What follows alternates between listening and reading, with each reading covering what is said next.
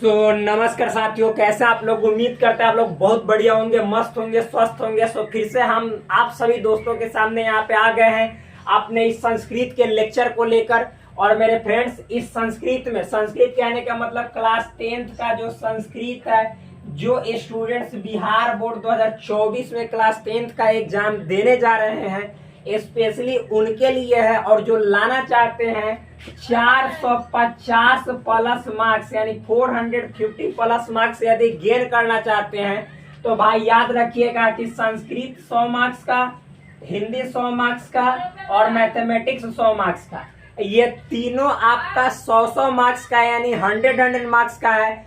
और इन तीनों में यदि आप यहाँ पे 90 प्लस मार्क्स अचीव नहीं कीजिएगा भाई मेरे, तो आप टॉप मतलब कैटेगरी में या टॉपर लिस्ट में आना मुश्किल हो जाएगा। ये तो बात फिक्स है। आप टॉपर के रिजल्ट को देखिए, उनके इन तीनों सब्जेक्ट में 90 प्लस तो जरूर मार्क्स मिलेंगे। इतना मैं अनुभव से कह सकता हूँ, क्योंकि बहुत स्टूडेंट्स का रिजल्ट देखे हैं। तो आप यदि बिहार में टॉप लेवल पे आना चाहते हो भाई, तो इन सभी में पकड़ आपको सबसे ज्यादा होना चाहिए। और दूसरी बात, आपको 20 मार्क्स जो कि प्रैक्टिकल होता है, ये आपके स्कूल से मिल जाता है। और इसमें न 20 मिलेगा तो 19 जरूर मिलेगा, या 18 तो कोई रोक भी नहीं सकता, इतना मिल जाता है। तो इसमें तो फिक्स है कि 28 दूनी 36 ये मिलेगा ही मिलेगा। और याद कीजिए, फिर 80 मार्क्स, 80 और फिर 80, सोशल साइंस में 80, साइंस में 80। ये आप उतने सारे सब्जेक्ट को पढ़िएगा तब जाकर 80 मतलब नंबर का एग्जाम देना है। और फिर फिजिक्स, केमिस्ट्री, बायो तीनों को पढ़िएगा तब जाके 80 मार्क्स का आपको एग्जाम में पूछा जाता है। और ये देखिए, हिंदी, संस्कृत और मैथ ये सिंगल है। याद रखिएगा, संस्कृत कहने में और हिंदी कहने में भारी है, और मैथ भी। बाद बाकी जब इसको आप करना शुरू कीजिएगा तो यूं चुटकियों में हो जाता है भाई। आप विश्वास नहीं कीजिएगा, हम इतना बतला देते हैं कि जो प्रीवियस ईयर में पढ़ाए हुए मेरे ऑफलाइन के स्टूडेंट्स हैं, उन्होंने मैथ में 95 प्लस स्कोर मार्क्स मतलब इतना स्कोर गेन किए, अचीव किए हैं। संस्कृत की बात करें तो इसमें 89 और 81 ये सब ऐसे मार्क्स आए हैं। ये 89 81 कम नहीं है, 90 प्लस यदि आप चाहते हैं तो मतलब फ्री हो जाएगी, याद रखिएगा। और हाँ, यहाँ पे देख लीजिए, हम 10वां पार्ट तक पहुंच गए हैं, यानी 10वें पार्ट तक पहुंच गए हैं, जिस चैप्टर का नाम है मंदाकिनी वर्णनम। यानी इससे पहले लगातार सीक्वेंस के साथ चल रहा है, सीरियल नंबर से चैप्टर चल रहा है 1 2 3। तो आप यदि संस्कृत में अच्छा खासा मार्क्स गेन करना चाहते हैं, आप जाइए प्रीवियस लेक्चर को शुरू से देखिए। और हाँ, अपने दोस्तों को भी बताइए। और वीडियो अच्छा लगे तो लाइक कीजिए और चैनल को जरूर सब्सक्राइब कीजिए, ताकि हमारा मोटिवेशन और बढ़े। और हम जल्दी से आप सभी के लिए जितने जो ऑब्जेक्टिव हैं यहाँ पे, इसके में जो संस्कृत व्याकरण होता है, निबंध लेखन होता है, अनुच्छेद लेखन होता है, ये सब मतलब हम यहाँ पे लेकर आए। हिंदी में निबंध लेखन होता है, फिर संस्कृत में अनुच्छेद लेखन, पत्र लेखन, ये सभी आते हैं। और जो हम चैप्टर पढ़ा रहे हैं उससे भाई आपका ऑब्जेक्टिव एक भी नहीं छूटेगा, ऑब्जेक्टिव हम करवाएंगे भी। और साथ ही साथ संस्कृत व्याकरण में जो संधि से, समास से, कारक से, फिर उसके बाद आपको यहाँ पे देखा जाए तो 1-2 मार्क्स का आपको उच्चारण से भी पूछ लेता है, आजकल पूछ ले रहा है, हिंदी में भी पूछ लेता है। संधि हो गया, समास हो गया, कारक हो गया, कारक सूत्र, फिर धातु रूप से, शब्द रूप से, ये सभी से पूछता है। और साथ ही साथ आपको अनुवाद भी पूछता है भाई। तो इन सभी के लिए आप बेफिक्र हो जाइए और याद कीजिए, बस केवल इस चैप्टर के जो भी लेक्चर है उसको पढ़िए। और याद रखिएगा कि पढ़ने के बाद भूल जाइएगा तब कहिएगा, बशर्ते मान लीजिए कि पढ़ते समय ध्यान तो देना पड़ेगा। तो स्टार्ट करते हैं बिना वक्त गवाए हुए अपने इस चैप्टर के श्लोक को, जो कि आपका 10वां चैप्टर है, 10वां पार्ट है। चैप्टर का नाम है मंदाकिनी वर्णनम। सो याद कीजिए, ये श्लोक हम यहाँ पे तीसरे श्लोक में आ गए हैं। आप पिछले लेक्चर में जाकर देखिएगा, श्लोक 1 श्लोक 2 मैंने ऑलरेडी उसके अर्थ को, उसके व्याख्या को कवर करवा दिए। पाठ परिचय अभी क्लियर हो गया। सो फ्रेंड्स, यहाँ पे स्टार्ट करते हैं। श्लोक क्या है देखिए, लिखा हुआ है मृगयुथ निपितानी, मृगयुथ निपितानी करुषाम भांसी सांप्रतम तीर्थानी रमणीयानी रतिम संजनयंती में। एक बार तेजी में पढ़ते हैं, फिर धीरे एक बार पढ़ेंगे। मृगयुथ निपितानी कलु सांभांसी सांप्रतम तीर्थानी रमणीयानी रतिम संजनयंती में। ध्यान से फिर एक बार और, मृगयुथ निपितानी कलु सांभांसी सांप्रतम तीर्थानि रमणीयानि रतिम संजनयंती में, ये आपका श्लोक है। अब इस श्लोक का अर्थ क्या है, ये आपके मंदाकिनी वर्णनम पाठ से लिया गया है, जिसमें जो वाल्मीकि जी हैं, जो कि आदि कवि के रूप में जाने जाते हैं, उनके द्वारा जो रामायण रचित है, तो उस रामायण में जब राम अपने अनुज यानी छोटे भाई लक्ष्मण के साथ और अपनी भार्या यानी पत्नी सीता के साथ जब वन में जाते हैं, और वन में जाने के क्रम में जब वे चित्रकूट पहुंचते हैं, तो चित्रकूट में एक सबसे सुंदर रमणीय नदी दिखलाई देता है। वहीं पे वो निवास करते हैं कुछ समय के लिए। तो उस नदी का नाम था मंदाकिनी। उसी को यहाँ पे जो लेखक हैं वाल्मीकि जी, वो एक तरह से श्लोकबद्ध किए हुए हैं राम के मुख से वचन बुलवा कर। सो फ्रेंड्स, देखिए क्या है इस श्लोक का अर्थ। मृग युथ निपितानी कलुषाम भांसी सांप्रतम तीर्थानि रमणीयानि रतिम संजनयंती में। यहाँ पे देखिए अर्थ है हे सीते, मतलब ये जो वाक्य बोल रहे हैं, ये जो शब्द बोल रहे हैं, ये जो संबोधन है, ये सीता के लिए कर रहे हैं कौन, तो ये श्री रामचंद्र कर रहे हैं। क्या कह रहे हैं सीता से, अभी हरिण समूह द्वारा पिए गए जल गंदे हो गए। मतलब जो श्री रामचंद्र हैं यहाँ पे कह रहे हैं कि हे सीते, अभी अभी जो मंदाकिनी नदी है, इसके जल को, जो सुंदर रमणीय स्वच्छ जल है, हिरण मतलब कहने का मतलब है जो जंगल में घूमने वाला हिरण होता है, जो जंगल की सुंदरता को और नदी तटों की सुंदरता को और ज्यादा बढ़ाती है, वो समूह है, वो जानवर है हिरण, जो कि सिंहराज यानी शेर का प्रिय भोजन है।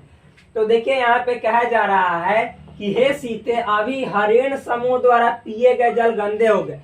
यानी जो वहां पे मंदाकिनी नदी की तट है, उस तट के किनारे, मतलब उस तट के पास जो हिरण का समूह है, यानी बहुत सारे हिरण उसके जल को पी रहे हैं और गंदे हो गए जल, ऐसा ये कह रहे हैं। लेकिन फिर आगे देखिए क्या करें, जो मन को मोहित करने वाले तीर्थों के प्रति मेरे प्रेम को जगा रहे हैं, लेकिन फिर भी वो हमारे मन में एक ऐसी छवि छोड़ रहे हैं जैसे लग रहा है कि हम कहीं पे तीर्थ जगह पे गए हुए हैं, तीर्थ स्थान पे गए हुए हैं, और वहां पे जाने के बाद वहां की खुशियों को, वहां की चंचलता को, चहल पहल को, वहां की जो रमणीयता होती है, उसको देखने के बाद जो मेरे मन का या किसी के मन का जो अंदर का आंतरिक आत्मा एक तरह से बोले तो जीवंत हो जाता है, तो वैसा अनुभव इनके अंदर हो रहा है। यानी वैसी प्रेम की एक तरह से देखा जाए तो रस इनको मिल रहा है श्री रामचंद्र को।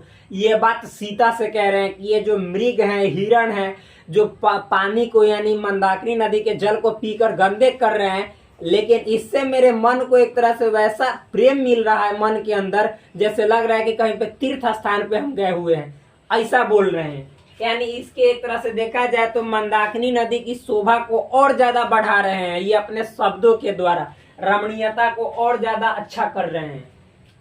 अर्थात यहाँ की रमणीयता, पवित्रता एवं प्राकृतिक सौंदर्य को देखकर मेरे मन में प्रेम रस का संचार करने लगे। यानी इसके कहने का मतलब है, श्री रामचंद्र बोल रहे हैं कि यहाँ की जो रमणीयता है, जो प्राकृतिक सुंदरता है, जो इस नदी की पवित्रता है, जो इस स्थान की पवित्रता है, इस तट की रमणीयता है, उसको देखकर मेरे मन में एक अजब तरह का यानी एक अद्वितीय अलौकिक प्रेम का रस, मतलब एक तरह से अंदर में संचार होने जैसा लग रहा है। ये श्री रामचंद्र कर, आप ही बताइए कि कहीं पे किसी, मान लीजिए कि रमणीय जगह जाते हैं, ऐसे झरने के पास जाते हैं जो पहाड़ से, पर्वत से या पठार से गिर रहा हो, और वहां पे देखिए आप चारों तरफ में तरह तरह के जानवर पानी आकर पी रहे हैं, और वहां की जो धाराएं हैं, जल है, जब पहाड़ से गिर रहा है तो तरह तरह की छटाएं पर्वत के साथ या पठार के साथ अलग अलग आकृतियां बना रही है और शुद्ध जल दिखलाई आपको दे रहा है, तो कितना सुंदर लगता है। आपको भी मन वहां पे क्या हो जाता है, मन आपका मोहित होने लगता है। तो वही श्री रामचंद्र भी कह रहे हैं। व्याख्या को देखते हैं, लिखा हुआ है प्रस्तुत श्लोक मंदाकिनी वर्णनम पाठ से उद्धृत है। मतलब ये जो श्लोक है ये कहाँ से लिया गया है, तो मंदाकिनी वर्णनम पाठ से लिया गया। उद्धृत का मतलब वहां से लिया गया है। इसमें चित्रकूट के प्रति, मतलब इस श्लोक में जो चित्रकूट है उसके प्रति राम के मन में उठे भावों का वर्णन किया गया है। यानी इस श्लोक में जो चित्रकूट है, तो उस चित्रकूट के प्रति जो राम है, श्री राम है, उनके मन में क्या भाव उत्पन्न हो रहा है, उस भाव का वर्णन किया गया है। आगे देखिए, कवि का कहना है कि वहाँ के प्राकृतिक, मतलब जो कवि हैं वाल्मीकि जी हैं, वे कह रहे हैं कि वहाँ के प्राकृतिक सौंदर्य, मतलब मंदाकिनी नदी की जो प्राकृतिक सुंदरता है वो वाला एवं परम शांति को देखकर, और मान लीजिए जहाँ पे प्राकृतिक सुंदरता रहेगी उस दृश्य को आप देखिएगा तो वहाँ पे आपको ऑटोमेटिक यानी खुद ब खुद आपके अंदर एक तरह से इतनी अच्छी शांति की अनुभूति होगी जिसका आप एक तरह से अपने शब्दों में बयान नहीं कर सकते। वही जब बोले कि झरना के पास आप जाइएगा तो आपको एक परम शांति का महसूस होगा या आभास होगा। आप अकेले अगर जो नदी के किनारे जाइएगा और कोई नहीं रहेगा, शांत रहेगा, तो आप खुद वहाँ की जो सुंदरता है, रमणीयता है, उसको अपने अंदर अनुभव कर सकते हैं। आप उसका अनुभव अच्छा से कर सकते हैं। तो वही बोल रहे हैं जो कवि हैं कि श्री राम जी को वहाँ की जो अलौकिक शांति है, अलौकिक आनंद है, उसको देखकर उनके अंदर मन में ऐसा प्रेम जागृत हो रहा है कि फिर उसकी कोई एक तरह से बोला जाए कि वो प्रेम अद्वितीय है, अलौकिक है। आगे देखिए, फिर उसके बाद यहाँ पे क्या कहा जा रहा है मेरे दोस्त, राम के मन में एक अलौकिक आनंद का अनुभव हो रहा है। वही बात बोल रहा है, मृग समूह को निर्भीकता पूर्वक विचरण करते हुए देखकर राम के मन में उस स्थान के प्रति प्रेम हो जाता है। यानी वहाँ पे हिरण के समूह को निर्भीकता पूर्वक, मतलब कि हिरण को कोई वहाँ पे डर नहीं है कि शेर आएगा, बाघ आएगा, हमें मतलब कि अपना भोजन शिकार बना लेगा, इसका कोई डर नहीं है। सब झुंड में एक साथ अपना जा रहा है और मंदाकिनी नदी के जो पवित्र जल है उसको पी रहा है। तो ऐसी जो दृश्य है, ऐसी जो एक तरह से देखा जाए तो माहौल है, इस माहौल को देखकर, यानी जो हिरण द्वारा जल को निर्भीकता पूर्वक पिए जाने वाले दृश्य को देखकर और विचरण को देखकर, यानी वो इधर उधर वहीं पे टहल रहे हैं, आसपास में इधर उधर विचरण कर रहे हैं, घूम रहे हैं, उस दृश्य को देखकर राम के मन में, यानी राम के हृदय में उस स्थान, यानी जो मंदाकिनी नदी है वहाँ के आसपास का जो परिवेश है, उस स्थान के प्रति प्रेम हो जाता है। यानी और ज्यादा प्रेम, मतलब कि मन के अंदर और ज्यादा एक तरह से बोला जाए तो ऊर्जा का संचार होने लगता है, पॉजिटिव ऊर्जा, यानी अंदर में एक तरह से परम शांति, परम आनंद की प्राप्ति होने लगती है उस स्थिति को, उस दृश्य को, उस जगह को देखकर।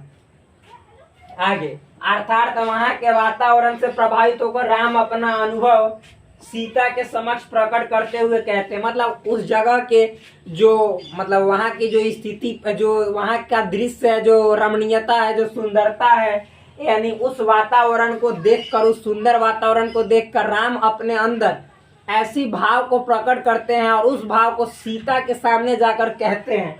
क्या कहते हैं?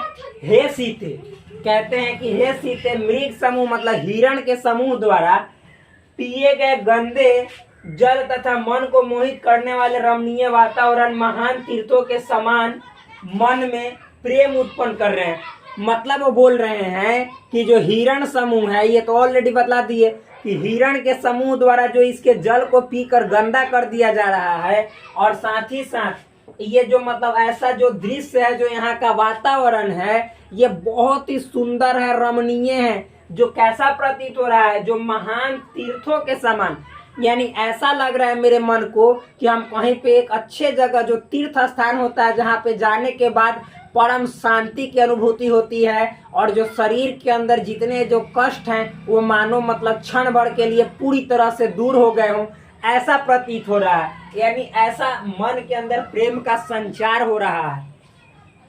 तात्पर्य यह कि वहाँ के परिवेश से प्रभावित होकर राम वहीं कुछ दिन व्यतीत करने की तथा मंदाकिनी के निर्मल जल का पान करने की इच्छा प्रकट करते हैं। यानी कवि का कहना है कि इस दृश्य को बताते हुए देखकर जो राम के अंदर मन में, यानी उनके अंदर जो प्रेम का संचार हो रहा है, इस प्रेम के कारण वो ऐसा सोच रहे हैं कि काश इस जगह पे हम और दिन बिताते और इस जगह का एक तरह से सुंदर रमणीय आनंद लेते, जो कि मतलब कि यहाँ की परम शांति से हम अपने मन को इतना आनंदित करते, और साथ ही साथ जो मंदाकिनी नदी के निर्मल जल है, निर्मल धारा है, उस जल का पान करते, मतलब हम पीते और फिर मतलब कि यहाँ पे कुछ दिन बिताते और अपने एक तरह से बोला जाए आत्मा को तृप्त करते शांति से, परम शांति से।